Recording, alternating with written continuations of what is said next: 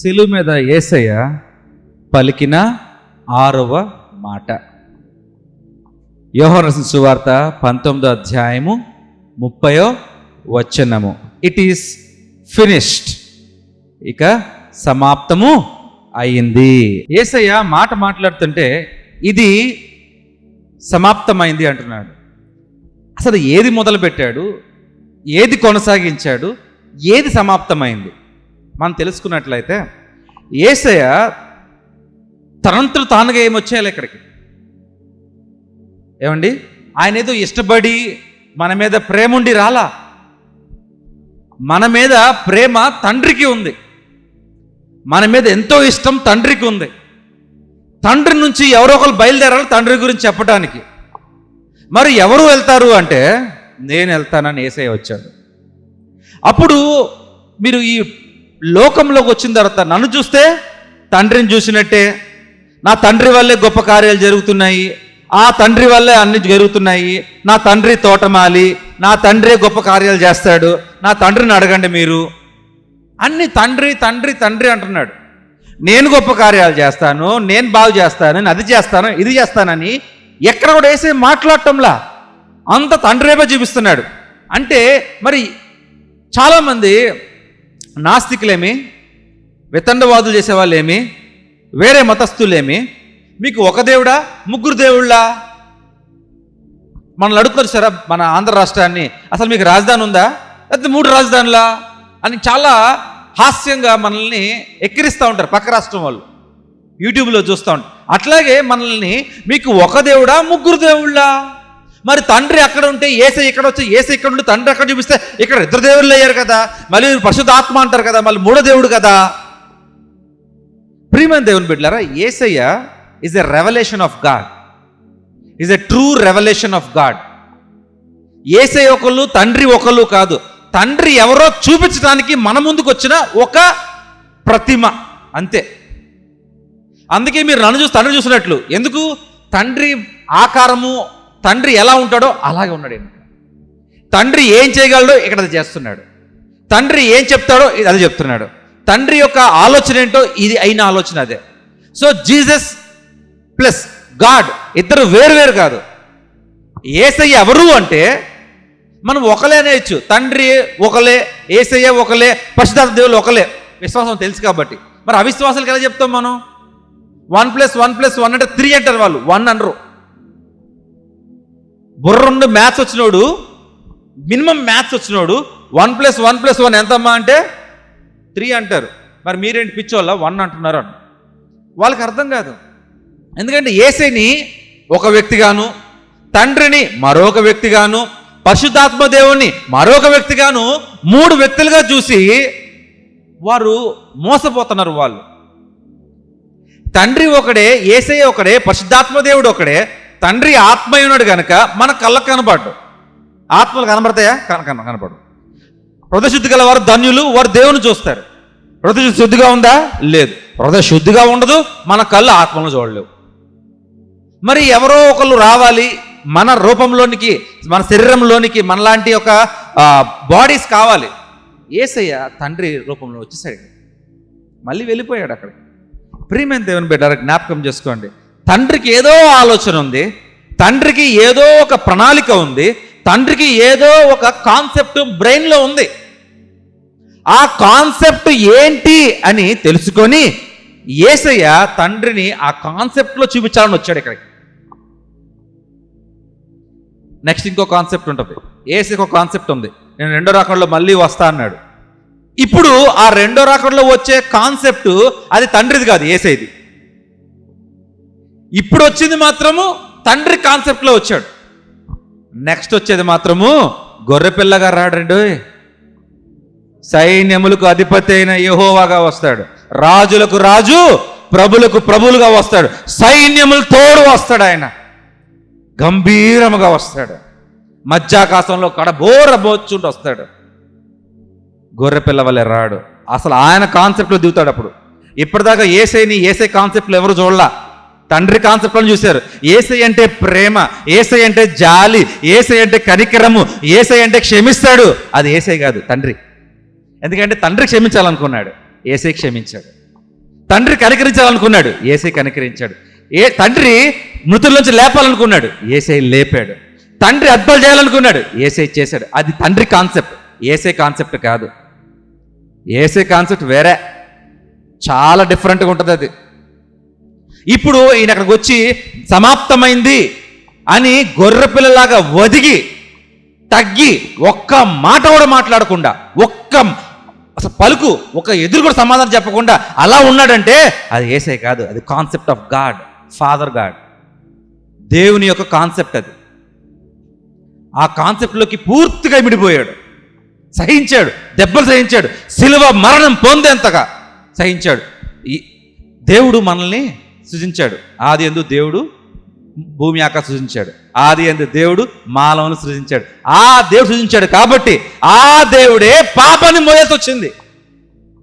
ఆ యేసయ్యే తండ్రిని చూపించుకుంటూ ఆ తండ్రి మొయ్యవలసింది ఆయన మోసుకుంటూ వచ్చాడు. ద కాన్సెప్ట్ యేసేది కాదు, అక్కడ గుర్తుపెట్టుకోండి, యేసేదే కాదు కాన్సెప్ట్. ఇదంతా మనమంతా ఇదంతా యేసే క్షమిస్తాడు, యేసే ప్రేమిస్తాడు, యేసే మృతుల్లోంచి లేపుతాడు, యేసే స్వస్థపరుస్తాడు, యేసే అద్భుత క్రియలు చేస్తాడు. ఇదంతా తండ్రి తనను చూపించుకోవడానికి యేసేని పంపించాడు ఇక్కడికి. So Jesus is a true revolution of the father in heaven. ఆయన వేరు ఈయన వేరు కాదు, ఆయన్ని ప్రతిబింబించడానికి తప్ప వేరే దానికి రాలా. ఆయన ఇక్కడ ఆయన చేసిన కార్యాలు, ఆయన చేసిన గొప్ప కార్యాలు, ఆయన చేసిన సూచక్రియలు, ఆయన చేసిన చెప్పిన ప్రతి ఒక్కటి కూడా తండ్రి మనసు, తండ్రి ఆలోచన, తండ్రి మైండ్ సెట్లో ఉన్న కాన్సెప్ట్స్. యేసేది కాదు. అందుకే నా అంతటి నేను ఏమీ చేయను అంటున్నాడు ఆయన. నా అంతటి నేను ఏమి చేయలేదు అని కూడా చెప్తున్నాడు. అంటే యేసే చేద్దామన్నా చేయడానికి ఆప్షన్ లేదు. ఎందుకంటే తన కాన్సెప్ట్ మొత్తాన్ని లోపల పెట్టేసి ఆయన కాన్సెప్ట్ని తీసుకొచ్చాడు. అందుకే యెహోవా తండ్రి దేవుని మూలంగా యేసేని తిరిగి లేపాడు. మళ్ళీ తండ్రి ప్రతి ఒక్క విషయము తండ్రి ఏమనుకున్నాడో, తండ్రి ఏం చెప్పాలనుకున్నాడో, తండ్రి మనల్ని ఎలా క్షమించాలనుకున్నాడో, తండ్రి మనల్ని ఎలా కాపాడాలనుకున్నాడో, తండ్రి మనల్ని ఎలా ముందు తీసుకెళ్ళాలనుకున్నాడో అదే యేసయ్య చేసి చూపించి ఇట్ ఈస్ ఫినిష్డ్ అన్నాడు. ఇది సమాప్తమైంది అన్నాడు. ఇక్కడ చిన్న కథ మీకు నేను చెప్పాలని ఆశపడుతున్నాను ప్రియమైన దేవుని బిడ్డలారా. నికోదేము అనే ఒక వ్యక్తి, ఆయన రోమ ప్రభుత్వంలో ఒక మంచి పొజిషన్, గవర్నమెంట్ జాబ్ ప్లస్ కౌన్సిల్లో, అంటే లైక్ కౌన్సిల్ అంటే మన ఎమ్మెల్సీ ఎమ్మెల్యే లాగా మంచి పొజిషన్. అప్పుడు ఎంపీ, మెంబర్ ఆఫ్ పార్లమెంట్ లాగా, అక్కడ మెంబర్ ఆఫ్ సెన్హెడ్రిన్, మంచి మెంబర్. అక్కడ యేసు దగ్గరికి వస్తాడు, గొప్పడే, ఎంపీ లాగా, ఎమ్మెల్యే లాగా, మనలాగా. అంటే మనలాగా అంటే మనం అని కాదు, మనకున్న విధములాగా అని నా ఉద్దేశం. సో యేసు దగ్గరికి వచ్చి, గొప్ప వ్యక్తి అయినా సరే తగ్గించుకొని, నేను బోధకుడి దగ్గరికి వెళ్తున్నాను, నేను ఆయన అడగాలి, ఏం చేయాలి అడగాలి, అసలు సంగతి తెలుసుకోవాలి అని నికోదేము అక్కడికి వెళ్తూ ఉంటాడు. వెళ్తున్నప్పుడు యేసు దగ్గర రాగానే, అయ్యా ప్రభువా, బోధకుడా, వందనాలు, చెప్పు ఏంటి, ఎందుకు వచ్చారు మీరు ఇక్కడికి అంటే, మీ బోధలు చాలా విన్నాను, నేను చాలామంది చెప్పగా విన్నాను, చాలామంది చెప్పుకొనగా విన్నాను, నేనే స్వయంగా మిమ్మల్ని అడుగుదామని వచ్చాను ఒక కథ. ఏంటయ్యా, ఏం అడగాలనుకున్నావయ్యా అంటే, అప్పుడు నికోదేము అడుగుతాడు, మీరు ఏంటి మరణం గురించి మాట్లాడుతున్నారు, తిరిగి జన్మించాలని మాట్లాడుతున్నారు. ఈ జన్మించడం అంటే మళ్ళీ నేను తల్లి కడుపులోకి వెళ్ళి మళ్ళీ పుట్టలేను కదా, ఒకసారి పుడితే అయిపోయింది కదా, మళ్ళీ ఎలా పుట్టగలము అంటే, అప్పుడు యేసు చెప్తున్నాడు జవాబు, నువ్వు తిరిగి జన్మించాలంటే శారీరకంగా నీ వల్ల అవ్వదు. నువ్వు తిరిగి జన్మించాలంటే అది ఆత్మ వలనే జరుగుతుంది. ఎప్పుడైతే నువ్వు ఆత్మీయంగా ఎదుగుతావో అప్పుడే నువ్వు నిజంగా తిరిగి జన్మించగలవు. ఈ శరీరాశలతో, శరీరంతో ఉండి తిరిగి జన్మించాలి అంటే అది అసంభవము. తిరిగి వెళ్ళి జన్మించలేవు, మళ్ళీ తిరిగి కూడా ఉండదు. మరి నేను కూడా ఈరోజు తిరిగి జన్మించాలంటే మరి నేను చేయాలి అయ్యా అని నికోదేము యేసయ్యని అడుగుతాడు. యేసయ్య అంటాడు, తండ్రి ప్రజలందరినీ క్షమించడానికి, పాప పరిహరించడానికి నన్ను పంపించాడు. ఎవరైతే నన్ను నమ్మి బాప్తిజం పొందుకొని తన సిలువు తను మోసుకొని ముందుకెళ్తాడో అప్పుడు తనకి కూడా రక్షణ కలుగుతుంది. అంటే ఈయన అంటాడు, రక్షణ కలుగుతుందా, ఈ పని చేస్తేనే అవుద్దా, నేను చదువుకున్నాను కదా, నేను ఉద్యోగం చేస్తున్నాను కదా, నా దగ్గర డబ్బులు ఉన్నాయి కదా, మరి దానివల్ల రక్షణ కలుగుద్ది అంటే నో నో నో నో, అది నీ క్రియల వల్ల కాదు, దేవుని యొక్క కృప వల్లనే. మీరు చేయటం వల్ల మీకు రక్షణ రాదు. The redemption of God cannot be earned through our deeds and works. మన క్రియల ద్వారా ఆ రక్షణని మనం పొందుకోలేము. విశ్వాసం ద్వారానే. ఎవరెందు విశ్వాసం ఉండాలి? తాను నమ్మి తాను పంపించిన వ్యక్తి యందు ఎవరైతే విశ్వాసం ఉంచి నడుస్తారో అప్పుడు వారికి తండ్రి వలన రక్షణ కలుగుతుంది అంటారు.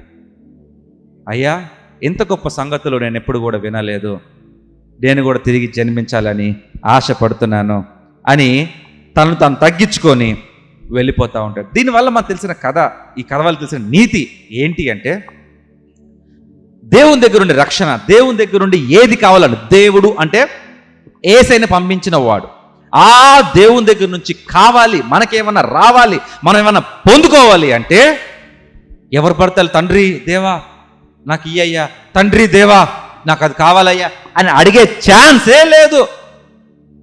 తండ్రి యొద్దకు ప్రార్థనలోనే కానీ, చూపులోనే కానీ, నడవడికలో కానీ ఎవరు కూడా తండ్రి దగ్గర చేరలేరు. తండ్రి దగ్గర చేరాలి అంటే ఖచ్చితంగా అక్కడ యేసయ్య ఉండవలసినదే. హల్లెలూయా. ఇక్కడ చిన్నగా నేను ఇంకో కథ చెప్పి నేను ఈ 6వ అంశాన్ని ముగించుకుంటాను. అమెరికాలో పేర్లు చెప్పదలుచుకోలేదు నేను, కాపీరైట్స్ పడతాయి, స్ట్రైక్స్ పడతా ఉంటాయి, పేర్లు చెప్పను. అమెరికాలో వైట్ హౌస్లో ఒక గొప్ప ప్రెసిడెంట్ ఉన్నాడు, చాలా గొప్ప ప్రెసిడెంట్. ఆయన క్రైస్తవుడు. ద ప్రెసిడెంట్ ఆఫ్ అమెరికా అంటే చాలా, ఇప్పుడు ఎవరండి ప్రెసిడెంట్ ఆఫ్ అమెరికా అంటే మీకు తెలుసు, జో బైడెన్. అప్పట్లో ఒక ప్రెసిడెంట్ ఉన్నాడు, దేవుడు అంటే చాలా ఇష్టం, దేవుడు అంటే చాలా ఇష్టం. అప్పుడు తన కుమారుడు, ఆ ప్రెసిడెంట్ కుమారుడు, ఆ ప్రెసిడెంట్ అందరూ వైట్ హౌస్లో ఉంటారు, ఆ వైట్ హౌస్లో వాళ్ళ ఆఫీసు ఓవల్ ఆఫీస్ అంటారు, అది ఓవల్ ఆఫీస్. ఓకే, ఈ తన కుమారుడు బయట ఎక్కడో ఉండి ఆడుకుంటా ఉంటాడు. ఈ ప్రెసిడెంట్ని కలవాలని ఎంతగానో ఒక సైనికుడు ఆరాటపడతా ఉంటాడు. ప్రెసిడెంట్లో సైనికులు ఏం చేస్తారండి? సెల్యూట్ కొట్టి సెక్యూరిటీ ఇస్తారు. మాట్లాడగలుగుతారా? చేయగలపగలుగుతారా? కూర్చొని ఏమన్నా తినగలుగుతారా? లేదు, ఇంపాసిబుల్. లో ర్యాంక్ సోల్జర్, ర్యాంకులో కూడా చిన్న సోల్జర్, లో ర్యాంక్. ఆవిడ బయట ఉన్నాడు, బయట ఉండి ఆ బుడ్డోడితో ఆడుకుంటా ఉంటాడు. ఆ బుడ్డోడు ఆడుకుంటా ఉంటే తను కాపలా కాస్తూ ఉంటాడు. ఎవరు ఆ బుడ్డోడు? ఇప్పుడు ఆ ప్రెసిడెంట్ కొడుకు. ఈయన కాపలా కాస్తూ ఉంటాడు. ఈ బుడ్డోడు ప్రెసిడెంట్ కొడుకు వచ్చి అంటాడు, ఎందుకు నీ మొహం ఇప్పుడు ఇలా పెడతావు నువ్వు, ఎందుకు, ఏం నీ ప్రాబ్లం ఏంటంటే, ఏం లేదు సార్, మీరు ఆడుకునే ఉంటారు ఇక్కడ. లేదు చెప్పు, ఏం నీ ప్రాబ్లం, నాకు అర్థం కావట్లేదంటే, ఏం లేదు సార్ ప్లీజ్ మీరు ఆడుకోండి. తెలుసు సార్ అనే అనాలి, ప్రెసిడెంట్ కొడుకు కదా, చిన్నోడైనా సరే నువ్వు ఆడుకోరా పర్లేదురా అంటానికి లేదు, సార్ మీరు ఆడుకోండి please play sir, you kindly continue playing sir అని చెప్పి సెక్యూరిటీ ఇస్తూ ఉన్నాడు. ఇద్దరు ముగ్గురు.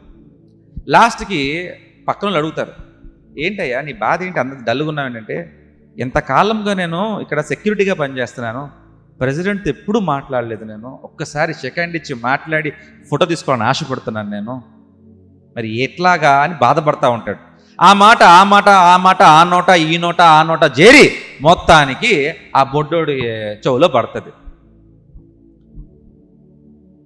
పడంగానే ఆ బుడ్డోడు అంటాడు, సార్ నాతో రా అంటాడు. నో సార్, ఈ బుడ్డోడే ప్రెసిడెంట్ కొడుకు అని అర్థం కావట్లేదు తనకి. ఆ ఓవల్ ఆఫీస్లో చాలామంది బంధువులు కూడా ఉంటారు, ఆ కుటుంబం, దాంట్లో ఎవరో అనుకుంటున్నాడు తను, the one and only sun. మళ్ళీ ప్రెసిడెంట్కి ఒకడే ఒక కొడుకు, ఆ ఒక్కనో కొడుకు అనుకోవట్లా, ఎవరోలే బంధువులు. ఎందుకంటే ఆఫీస్ కూడా ఉంటుంది, ఓవల్ ఆఫీస్లో చాలా ఆఫీసులు ఉంటాయి, ఆఫీస్లో ఆఫీసర్లు ఉంటారు, ఆ ఆఫీసర్ కుటుంబాలు కూడా లోపల కొన్ని ఉంటాయి. ఓకే, అన్నీ అక్కడే ఉంటాయి. సో ఆ బుడ్డోడు ఏం చేస్తాడంటే చేయబట్టుకొని తీసుకెళ్తాడు, నాతో రా, లేదు నన్ను నమ్మి నాతో రా అని చెప్పి తీసుకెళ్తాడు. డైరెక్ట్ ఎక్కడ తీసుకెళ్ళిపోతాడంటే ఓవల్ ఆఫీస్ తీసుకెళ్ళిపోయాడు. డైరెక్ట్గా ప్రెసిడెంట్ ముందు కూర్చోబెట్టాడు. అంతలో ప్రెసిడెంట్ వచ్చాడు, నుంచున్నాడు. కూర్చో కూర్చో కూర్చో. వాళ్ళ కొడుకు ఏమంటున్నాడు ఇప్పుడు, కూర్చో కూర్చో కూర్చో. నో సార్ కూర్చో, ఏం కాదంటే కూర్చున్నాడు. ప్రెసిడెంట్ వాళ్ళ అబ్బాయితో మాట్లాడుతున్నాడు, సన్ ఏంటి సంగతి ఏంటి ఇలా వచ్చావేంటి, ఏంటి ఎవరు అతను, ఎందుకు తీసుకొచ్చావు ఇక్కడికి. మళ్ళీ నుంచుంటున్నాడు.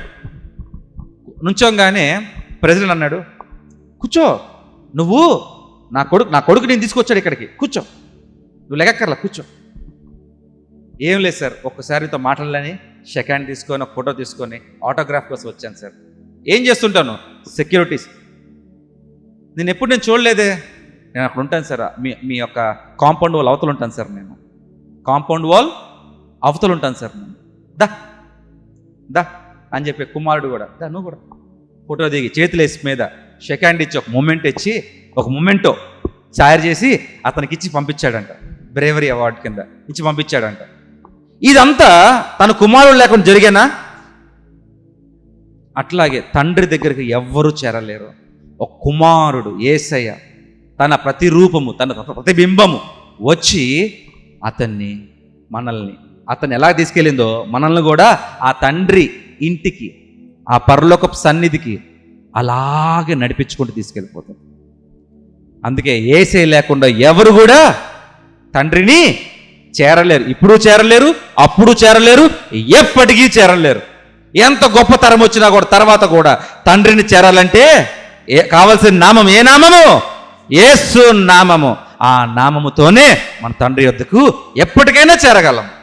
యేసే నామము లేకుండా తండ్రి నామము ఎన్నటికీ మన సొంతము కాదు. హల్లెలూయా.